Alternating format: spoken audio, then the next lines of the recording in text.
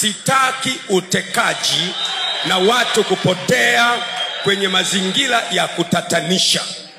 Naam, haleluya mtu wa Mungu, natazama na kujia kwa wakati mwingine tena kwa skendo hizi ambazo zimejaribu kurushwa kwa namna tofauti. Je, nyuma ya hizo skendo zimelenga nini haswa?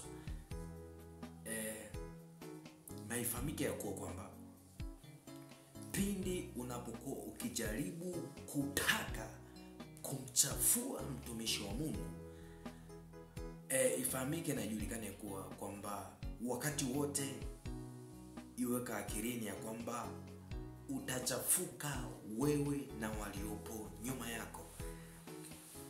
Kama hii Ayo Media, Ayo TV imejaribu kurusha hii kwenye page yake ya kwamba Gwajima akutwa na madawa ya kulevya, lakini pia kwa upande mwingine ikachapishwa kwamba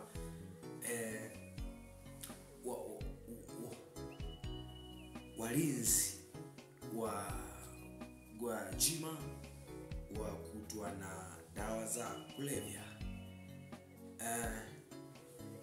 Hivi hayo yote yanalenga ni nini haswa? Na kwa nini tufikie huku? Je, ni kwa sababu Gwajima kaongea ukweli, kakataa utekaji na upotezwaji wa watu?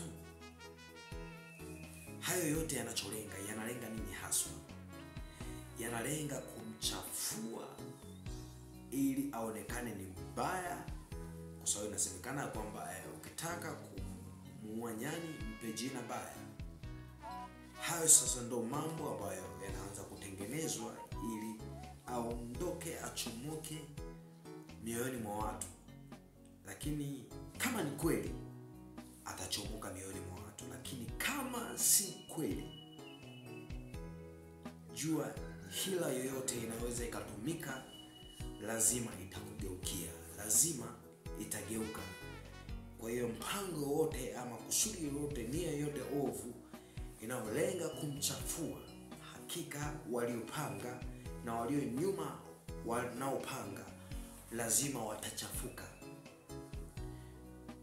Iwe sasa ama baadaye, iwe kwa wakati huu ama wakati ujao, watachafuka wao. Kwa sababu hata kwenye Biblia walipokuwa wakijaribu kumzuia mtu wa Mungu, mtumishi wa Mungu, ndipo walipokuwa wakizidi kumng'arisha zaidi. Walipokuwa wakitaka kumzima, ndipo walipokuwa wakizidi kung'aa na kuwaka zaidi na kuwa ndani kwenye mioyo ya watu sana. Sidhani kama hana kosa, kwamba kosa kubwa ni kuongea ukweli, kosa kubwa ni kusema, ni kutolea mifano, kosa kubwa ni kuongea kwamba watu wasitekwe. Ama tunafika wapi? Tanzania inafika wapi? Tanzania inakwenda wapi? Inakwenda wapi? Ifahamike ya kwamba yeyote uliye nyuma ya haya unajaribu kusukuma, kupush, kutaka kumchafua. Sasa nukuu maneno haya nikwambia kwamba pindi utakapokuwa ukijaribu kumchafua, ndipo utakapokuwa ukizidi kumng'arisha zaidi, ndipo utakapokuwa ukizidi kumfanya ajulikane na ajaye mioyoni mwa watu zaidi. Kwa namna yoyote, kwa nguvu yoyote, hamna power ama nguvu itakayojaribu kumchafua. Hiyo nguvu itakayojaribu kumchafua, Mungu ataigeuza na kuifanya imfanye awake zaidi, na atazidi kuwaka na kung'ara zaidi. Kwa sababu tumejifunza na tumeona kwa watumishi wenzetu kwenye Biblia waliokuwa wakijaribu kuchafuliwa, kina Shadraka, Meshaki na Abednego, wakina kuchafuliwa, ndipo alipokuwa akizidi kung'aa na kuwika zaidi. Sasa hawa ni wale ambao walikuwepo, lakini kwa aliyopo sasa, naamini vivyo hivyo ukijaribu kumchafua utachafuka wewe na kizazi chako, na utazidi kumfanya ang'ae na awike zaidi.